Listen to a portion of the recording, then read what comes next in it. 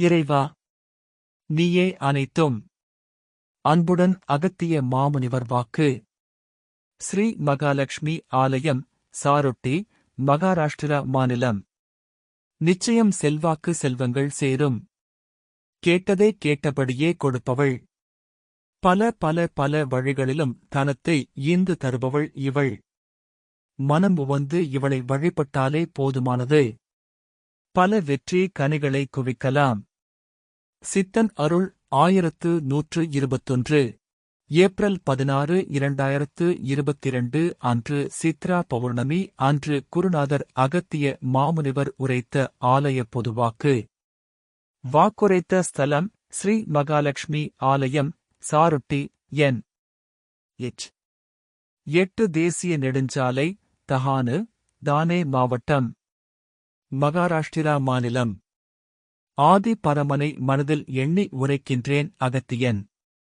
நலமாக நலமாக.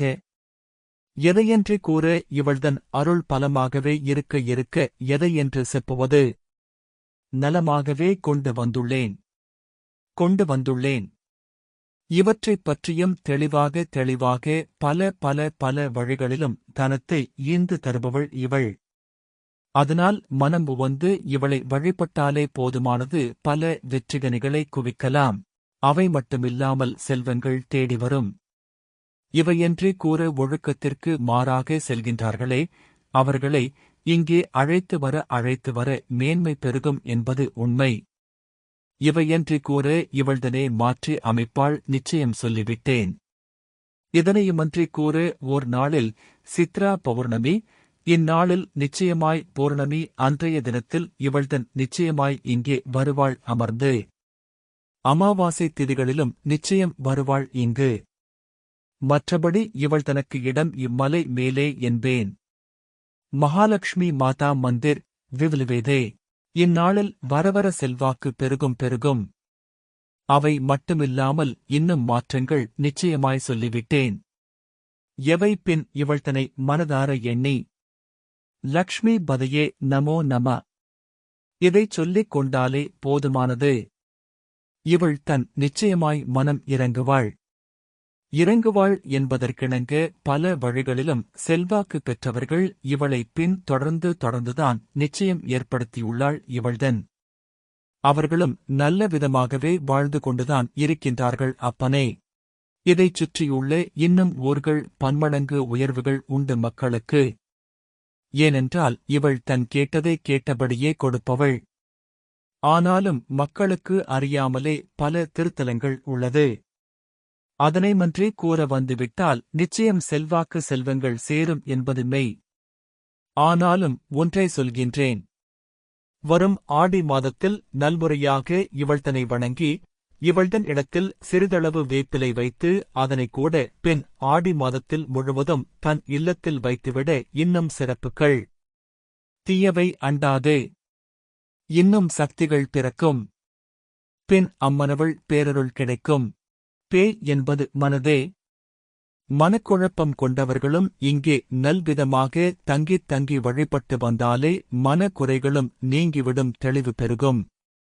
தெளிவு பெருகும். மனநிலை பாதிக்கப்பட்டவர்கள், மூளை வளர்ச்சி குன்றியவர்கள், செயலிழந்தவர்கள், நிச்சயமாய் அறிவு இயலாதவர்கள் கூட இவள்தனை வந்தடைந்தது சென்றாலே போதுமானது. மாற்றங்கள் நிச்சயம் உண்டு என்பதற்கிணங்க இன்னும் பல வெற்றிப்படிகள் இவள்தன் கொடுப்பாள் என்பது மெய். இவள்தன் இடம் இங்கே மேலே உள்ள மலையே என்பேன். அம்மலை உச்சியில் இவள்தனும் நல்முறையாக பல ஞானியர்களும் தங்கிக் கொண்டே இருக்கின்றார்கள். அவ்ஞானியர்கள் ஓர் நாள் வருவார்கள். அது இன்றைய தினமே, சித்ரா பௌர்ணமி. இன்றைய தினமே எவ்வாறு என்பதை கூட பல மக்களுக்கு தெரியப்படுத்துவாள் அவள். நிச்சயமாய் யான் சொல்லிய மந்திரத்தையும் நிச்சயமாய் கடைபிடித்துக் கொண்டே இருந்தால் அவள்தனே இங்கே அழைத்து விடுவாள். செல்வாக்கையும் கொடுத்து விடுவாள். ஆனாலும் அதற்கு அனுகிரகங்கள் புண்ணியங்கள் தேவை. இங்கே தெய்வத்தின் அருள் பரிபூரணம். தெய்வத்தின் அருள் சக்தியை விட இங்கே வேறொன்றுமில்லை. இதன்படியே பின் பல திருத்தலங்களுக்கு சென்று விட்டால் மனோவசிய சக்திகள் நம் உள்ளத்தில் நுழையும் என்பேன். இவ்வாறு நுழைந்தால் நன்மைகள் ஏற்படும் என்பேன். கிரகங்கள் எதையென்று கூற கட்டுப்பாடுகள் வராது என்பேன். ஆனாலும் கஷ்டங்கள் தெரியாமல் வருவதுண்டு. தெரியாமல் போவதும் உண்டு. ஆனாலும் இன்னும் கஷ்டங்கள் வரும். அவற்றிலிருந்தும் கூட ஆனாலும் பின் இறை பலங்களுக்குத்தான் கஷ்டங்களை நீக்கும் தகுதி உள்ளது. ஆனாலும் அதை அறியாமல் மனித நிலை மாறி மனிதனிடத்தில் சென்று சில காசுகள் கொடுத்து எவ்வாறு செய்யலாம் என்று கூட. ஆனாலும் அது சிறிது காலத்திற்கே. பின் அடித்தால் அனைத்தும் அழிந்து போகும் என்பதைக் கூட யான் முன்னே சொல்லிவிட்டேன். ஆனால் தெய்வ பலங்கள் அப்படியில்லை. சோதனைகளைத் தரும். அதையும் தாண்டினால் அனைத்தும் கொடுத்துவிடும். இயல்பில்லா வாழ்க்கையையும் கொடுத்துவிடும். கொடுத்து கொடுத்து நல்வழியாக்கி இறையருள் பெற்று பலமாக இப்பிறவி மோட்சமும் அடையும் என்பது நிச்சயமான வாக்கு. அதனால் யாங்கள் சித்தர்கள் பல பல வழிகளிலும் பின் திருத்தலங்களை அமைத்தோம் நல்விதமாகவே. அங்கெல்லாம் எப்படி சென்று வழிபட வேண்டும் என்பதைக் கூட யான் வரும் காலங்களில் அவை மட்டுமில்லாமல் இன்னும் ஏனைய சித்தர்களும் பல ரிஷிமார்களும் நிச்சயம் வாக்குகள் உரைப்பார்கள் வந்து இச்சுவடி தன்னில். இதனால் பயன்படுத்திக் கொண்டு அப்பனே நல்லோர்கள் எங்களுக்கு ஒருவர் இருந்தாலும் அவற்றின் மூலம் யாங்கள் மற்றவர்களை கூட தூண்டித் தூண்டி மற்றவரை இதனால் பல மனிதர்களை உருவாக்குவோம். இதுதான் உண்மை. என் வாக்குகளை சரியாக கேட்டு நன்கறிந்தால் அப்பனே நலமாகும் பிழைத்துக் கொள்ளலாம். மீண்டும் வந்து வாக்குகள் செப்புகின்றேன். அனைவருக்கும் என்னுடைய ஆசிகள். நம் அன்பு குருநாதர் கருணைக்கடல் அகத்திய மாமுனிவர் அடியவர்களே வணக்கம். ஆலயம் பற்றிய விவரங்கள். தானே கோயில் கொண்ட தஹானு திருமகள். பால்கார் மாவட்டம் தஹானு ஸ்ரீ மகாலட்சுமி மகாராஷ்டிர மாநில தலைநகரான மும்பையிலிருந்து சுமார் 24 கிலோமீட்டர் தொலைவில் அமைந்துள்ள பால்கார் மாவட்டம் தானே எனப்படும் தஹானு என்ற கிராமத்தில் மலை மீது ஒரு ஆலயமும் மலையடிவாரத்தில் ஒரு ஆலயமுமாக 2 ஆலயங்களில் ஸ்ரீ மகாலட்சுமி எழுந்தருளி அருள் பாலிக்கிறாள். அடிவாரத்தில் உள்ள ஆலயம் சரோட்டி நாகா என்ற இடத்திலும் இன்னொரு ஆலயம் இங்கிருந்து சுமார் 4 கிலோமீட்டர் தொலைவில் உள்ள மலை உச்சியிலும் உள்ளன. இந்த மலை மகாலட்சுமி மலை என்றே அழைக்கப்படுகிறது. இந்த ஆலயங்களில் ஸ்ரீ மகாலட்சுமியின் சிரசு மட்டுமே கருவறையில் பிரதிஷ்டை செய்யப்பட்டுள்ளது குறிப்பிடத்தக்கது. கடற்கரை நகரமான தஹானு ஒரு காலத்தில் இங்கு வளர்க்கப்பட்ட ஏராளமான பசு மந்தைகளின் காரணமாக தேனு பசு கிராம் என்று அழைக்கப்பட்டு அதுவே தஹானு கவோன் என்றும் தஹானு என்றும் அழைக்கப்பட்டது. காமதேனுவின் உடலில் அனைத்து தேவர்களும் உறைவதாக ஐதீகம். அதன் வால் பகுதியில் ஸ்ரீ மகாலட்சுமி வாசம் செய்கிறாள். இத்தலத்தில் ஏராளமான பசு மந்தைகள் இருந்ததால் பசுக்களில் வாசம் செய்யும் ஸ்ரீ மகாலட்சுமி இத்தலத்தை தான் கோவில் கொள்ளும் தலமாக தேர்ந்தெடுத்ததாகவும் கூறப்படுகிறது. இந்த சஹ்யாத்ரி மலையில் தஹானு கிராம பகுதியில் பக்தர்களுக்கு செல்வத்தை வாரி வழங்க எழுந்தருளி அருள்பாலிக்கும் ஸ்ரீ மகாலட்சுமி இம்மாநிலத்தில் உள்ள மிக பிரபலமான கோல்ஹாப்பூர் ஸ்ரீ மகாலட்சுமியின் அம்சமாகவே கருதப்படுகிறது. ஸ்ரீ கோல்ஹாப்பூர் மகாலட்சுமி கோலாசுரனோடு போரிட்டு அவனை வதம் செய்த பின்னர் கோல்ஹாப்பூரில் தங்கி அருள்பாலிப்பது போன்றே தானே மகாலட்சுமியும் இங்கு ஒரு அசுரனோடு போர் புரிந்து அவனை வதம் செய்த பின்னர் ஓய்வு எடுக்கும் பொருட்டு மலையின் உச்சியிலும் கீழும் 2 ஆலயங்களில் கொலு வீற்றிருப்பதாக ஐதீகம். மேலும் தேவி இங்கு வந்து தங்கியதன் பின்னணியில் இன்னொரு நிகழ்வை மக்கள் சுட்டிக்காட்டுகின்றனர். பல நூற்றாண்டுகளுக்கு முன்பாக மலையின் மீது வாழ்ந்த ஒரு ஆதிவாசி இனத்தைச் சேர்ந்த ஒரு நிறைமாத கர்ப்பிணிப் பெண் பிரசவ வலியால் அவதிப்பட்டதை பார்த்த தேவி அந்த பெண்ணை பார்த்து பவித்திரமான அந்த மலையிலிருந்து கீழே இறங்கிச் செல்லுமாறு கூறி தான் அவளைத் தொடர்ந்து வந்து அவளுக்கு உதவுவதாக வாக்களித்ததோடு அந்த பெண் பின்னால் திரும்பி பார்க்கக் கூடாது என்றும் ஆணையிட்டாளாம். ஆனால் அந்த பெண் மலையடிவாரத்தில் வந்தபோது திரும்பிப் பார்க்க தொடர்ந்து வந்த தேவி மலையின் கீழேயுள்ள சரோட்டி நாக் என்ற அந்த இடத்திலேயே பிரதிஷ்டை ஆனாளாம். மராட்டிய மாமன்னர் சத்ரபதி சிவாஜி காலத்தில் இந்த ஆலயம் நிர்மாணம் செய்யப்பட்டுள்ளது. வட இந்திய ஆலய கட்டிட பாணியில் கருவறை மீது ஒரே கலசத்துடன் நாகரம் எனப்படும் 4 பட்டை விமானம் அமைந்துள்ளது. இந்த விமானத்தின் மீது வெண்மை, செந்நிறக் கொடிகள் பரந்த வண்ணம் உள்ளன.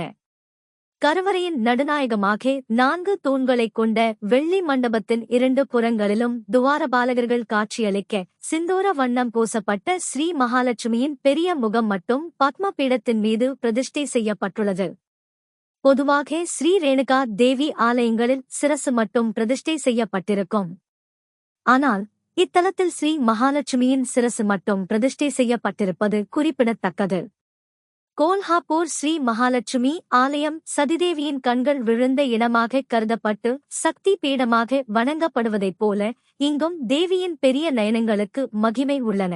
மேலும் தேவியின் நீண்ட அழகிய நாசியில் அணிவிக்கப்பட்டுள்ள மீன் உருவில் உள்ள மத்ஸ்யாபரணம் இக்கோவிலுக்கே உரிய தனிச் சிறப்பாகும். மலை உச்சியின் மீது கொலுவீற்றிருக்கும் தேவியை மூல மூர்த்தி என்று பக்தர்கள் கருதுவதாலும் மலையேறி தன்னை தரிசிக்க முடியாத பக்தர்களுக்குதான் எளிதில் காட்சி தர வேண்டும் என்ற கருணையோடு தேவி மலையடிவாரத்திலும் குடி கொண்டிருப்பதாலும் கீழ் கோயிலில் நடைபெறும் பூஜைகள், வழிபாடுகள் அனைத்தும் மலை உச்சியிலுள்ள மூல விக்கிரகத்திற்கு நடைபெறும் பூஜைகளாகவே கருதப்படுகின்றன. குன்றின் உச்சியில் அமைந்துள்ள மூலஸ்தான ஆலயத்திற்குச் செல்ல 900 படிக்கட்டுகள் உள்ளன. அங்கும் தேவியின் சிரசு மட்டுமே கருவறையில் பிரதிஷ்டை செய்து வழிபடப்படுகிறது.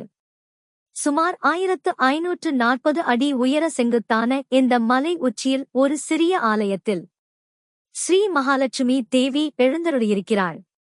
அக்காலத்தில் இப்பகுதியில் அதிக அளவில் வாழ்ந்து வந்த ஆதிவாசிகள் ஸ்ரீ மகாலட்சுமியை தங்கள் குல தேவதையாக வழிபட்டு வந்து கொண்டிருக்கின்றனர்.